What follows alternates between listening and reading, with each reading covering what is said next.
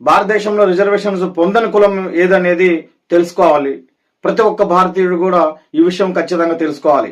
ఎస్సీలకు 15%, ఎస్టీలకు 7%, ఓబీసీలకు 29%, ఈడబ్ల్యూఎస్ అగ్రవర్ణాల్లో పేదలకు ఉన్న వాళ్ళకి 10% రిజర్వేషన్ కల్పిస్తున్నారు. అంటే 100 ఉద్యోగాలు ప్రభుత్వం నోటిఫికేషన్ ఇచ్చినప్పుడు ఎస్సీలకు 15 ఉద్యోగాలు, ఎస్టీలకు 7 ఉద్యోగాలు, ఓబీసీలకు 29 ఉద్యోగాలు, అగ్రవర్ణాల్లో పేదలు ఉన్న వాళ్ళకి 10 సీట్లు అనేది ఇవ్వడం జరుగుతుంది.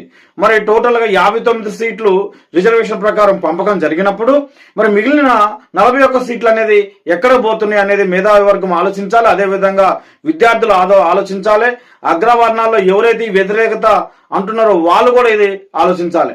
వాస్తవంగా రాజ్యాంగబద్ధంగా చూసుకున్నప్పుడు మన భారతదేశంలో అన్ని కులాల వారికి కూడా రిజర్వేషన్స్ పొందుతున్నారు. మరి అలాంటప్పుడు రిజర్వేషన్ రద్దు చేయి అనటం అంత అవివేకంగా అవుతుంది. అంటే ఇక్కడ ఏంటంటే మంచుకున్నటువంటి ప్రజల మధ్య విద్వేషాలు రెచ్చగొట్టడానికి మాత్రమే కొంతమంది రాజకీయ లబ్ధి కోసం ఈ యొక్క నినాదం అనేది బయటకు తీసుకొస్తున్నారు మిత్రులారా.